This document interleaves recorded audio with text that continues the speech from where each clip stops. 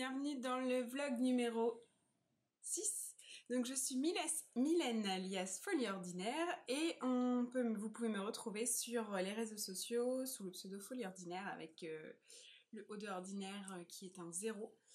Et donc je suis disponible sur... Vous pouvez me retrouver sur Instagram, Ravelry, sur YouTube et voilà pour l'essentiel et sur mon site aussi. Donc aujourd'hui on va parler de ma petite entreprise et de certains points techniques ou de choses dont vous me parlez régulièrement, des questions que vous posez. Et aujourd'hui j'ai voulu m'attarder sur les salons parce que depuis cette année j'ai la possibilité de participer à des salons, donc je postule à différents salons et là je commence à en avoir fait pas mal cette année. Donc j'ai commencé par donc je fonctionne en année scolaire toujours. Donc j'ai commencé par le Knit It en octobre 2021.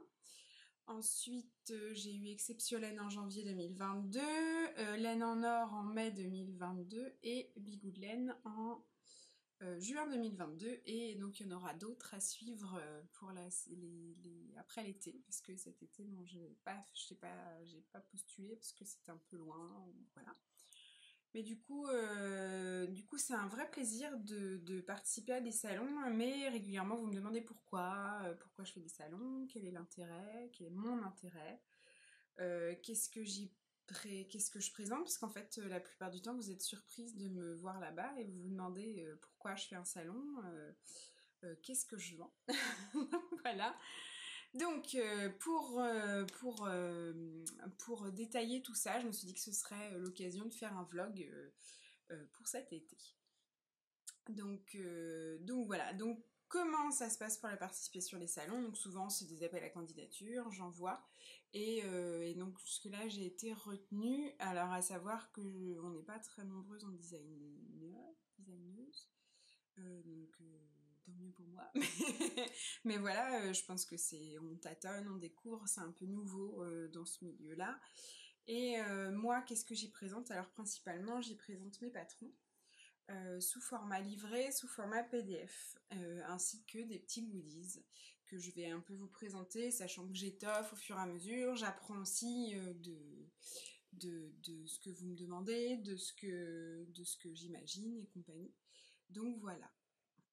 Et je vais commencer par vous présenter les patrons. Donc c'est parti pour les petites présentations. Donc pour commencer, mon activité principale c'est quand même la création de patrons. Donc je vais commencer par les patrons. Et donc la particularité des salons, c'est que je me suis demandé qu'est-ce qui pouvait être sympa pour vous en tant que client à trouver sur mon stand, parce que les patrons vous pouvez les avoir sur Ravelry ou sur mon site. Quel est l'intérêt de faire un salon et de vendre ces patrons? Donc il y a différentes petites subtiles idées pour les PDF, mais je me suis dit que c'est très sympa de proposer aussi le patron en format papier, sachant que la plupart du temps vous me dites que vous l'imprimez derrière. Donc voilà, la petite valeur ajoutée, c'est donc la création de patrons au format papier. Donc par exemple ici le tamias que je porte aujourd'hui, et donc il est développé en papier, donc détaillé. Et alors c'est une mise en page spéciale adaptée pour l'impression. Donc il faut que je remercie Guillaume de Maison Corlaine, le partenaire de Aurore, qui a élaboré la maquette de mon tout premier modèle, qui a fait d'ailleurs le livret de mon tout premier modèle, et qui m'a autorisé à utiliser donc sa maquette, sa base, pour faire les modèles suivants, pour qu'il y ait une vraie collection en fait, parce que du coup je commence à en avoir un bon nombre. Je crois que j'en ai 14 ou 15 que je vous propose à chaque fois. Donc je ne vous propose pas tout, c'est-à-dire que par exemple au Knit It l'année dernière j'avais ramené le top Core Betty qui est là. Je n'en ai pas vendu, ce qui était logique puisqu'on était début octobre, donc le genre de top qu'on ne va pas tricoter à l'automne et arriver l'hiver. Alors que les derniers salons en mai-juin, surtout juin, j'en ai vendu quelques-uns, pas mal même. Donc voilà, je cherche en général à prendre les patrons, genre arrivé l'automne-hiver, je vais prendre les bonnets que je n'ai pas pris au printemps. Donc l'avantage, voilà, c'est que les modèles sont pré-imprimés, donc vous n'avez pas besoin de les réimprimer. Et en général, la différence de prix est vraiment très légère, puisque par exemple, pour les plus gros modèles, vous allez avoir le patron à un certain prix sur Ravelry, et pour l'impression, en gros, vous allez avoir à peine 1 € de plus pour avoir un beau fichier imprimé en couleur, c'est écrit assez gros, voilà. Et puis je sais que maintenant du coup j'arrive à revoir certaines clientes plusieurs fois à plusieurs salons différents, et elles me disent oh bah j'ai déjà celui-là dans ma collection, je vais prendre l'autre, celui-là je voudrais le tricoter, je vais l'ajouter à ma collection. Voilà, donc il y a un peu le côté fétichiste de la tricoteuse qui ressort à cette occasion. À savoir que donc du coup ces patrons sont disponibles en papier, et à l'intérieur chaque modèle contient un petit code individuel pour télécharger le patron sur Ravelry et l'avoir dans sa bibliothèque. Alors sur Ravelry, vous avez ma formule toujours de patron avec le fichier imprimable et le fichier réservé digital, en fait réservé pour le téléphone. Et du coup, quand les livrets sont faits, j'ajoute aussi le fichier du livret à télécharger. Donc vous avez 3 fichiers au final, plus les versions anglaises, plus... enfin voilà. Et du coup, comment dire, du coup voilà pour le petit livret patron papier. Donc je fais imprimer sur du papier recyclé parce que ça me tient à cœur d'utiliser du papier recyclé et de faire attention à notre consommation. Jusque là ils étaient sous blister plastique, mais ça ne me convient pas, alors je veux les protéger quand même.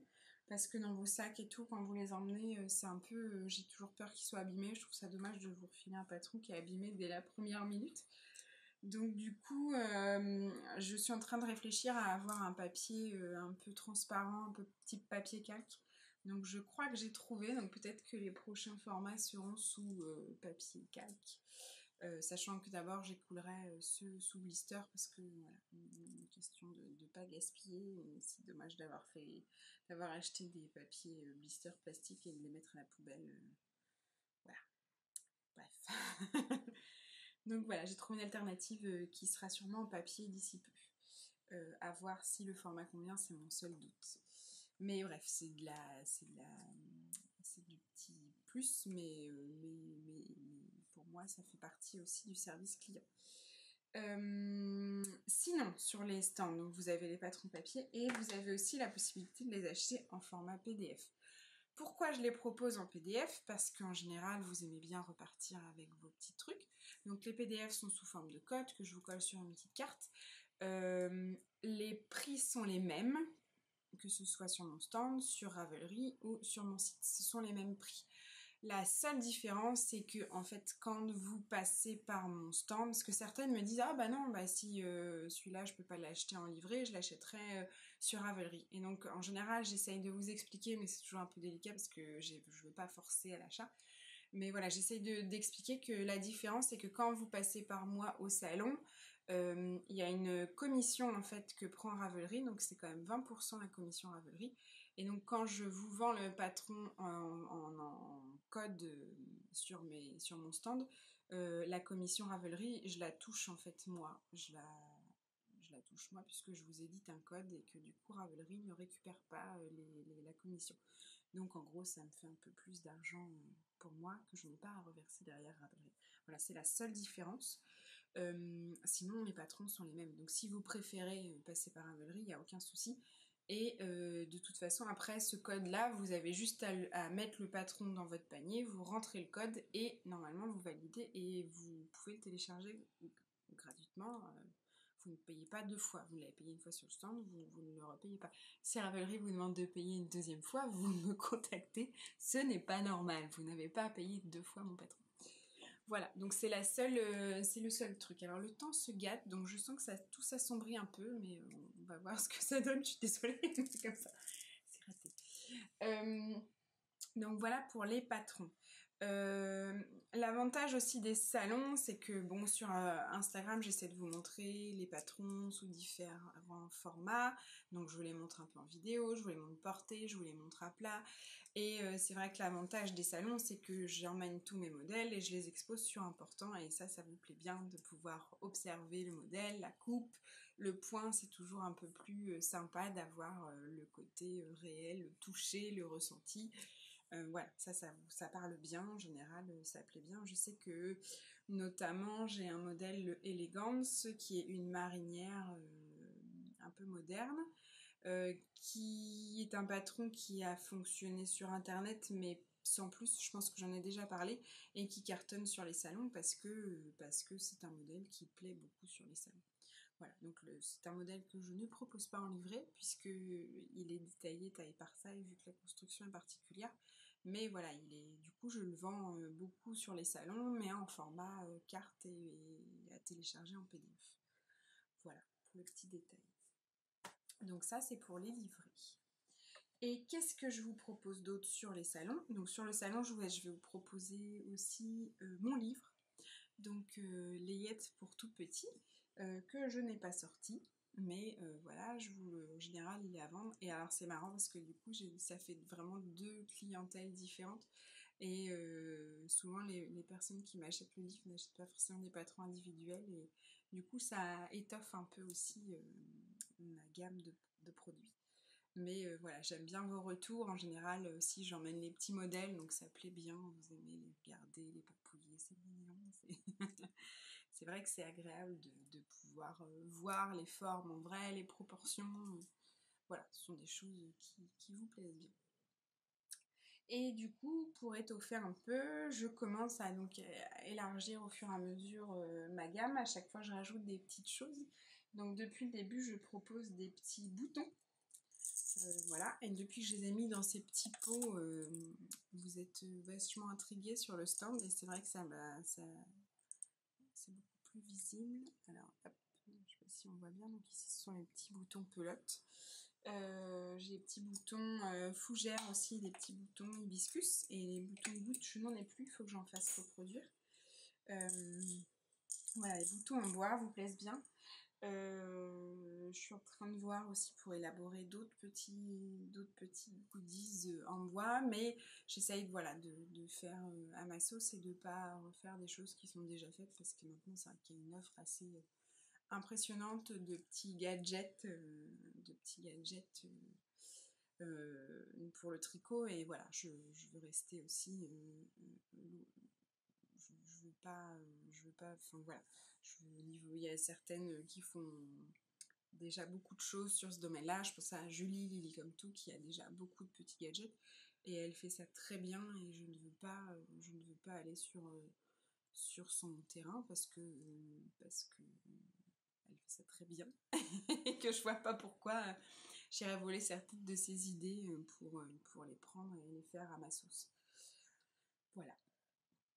Donc les boutons. Et la dernière petite nouveauté que j'ai faite, c'était à l'occasion des kits. Donc alors au dernier salon, je devais vous proposer des kits. J'ai eu un petit souci d'approvisionnement en laine.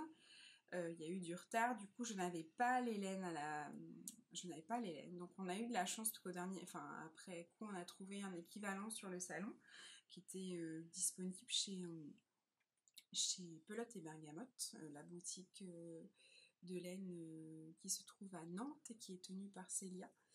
Et du coup, à l'occasion des kits, j'avais fait faire un petit goodies surprise. Et il s'agit donc d'une petite... Alors, est-ce que c'est pas trop lumineux?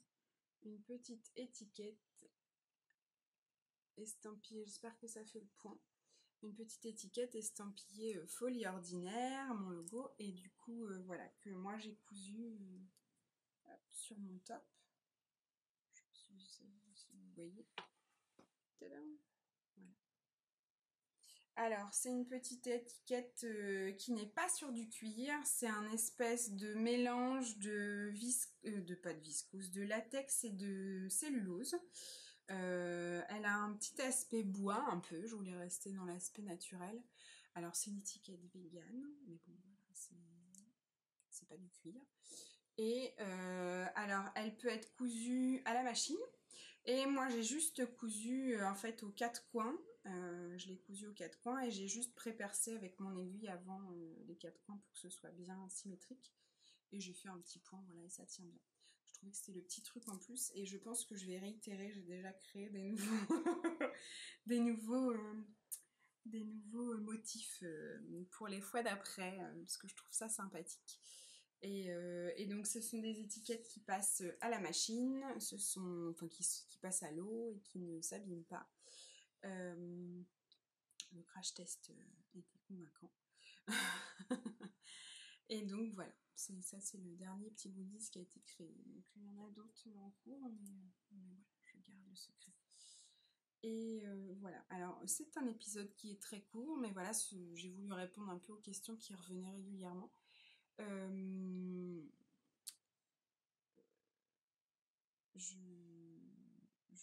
Pourquoi les salons c'était vraiment pour... alors, comme j'ai pris une disponibilité, je veux m'occuper à 100% de mon entreprise.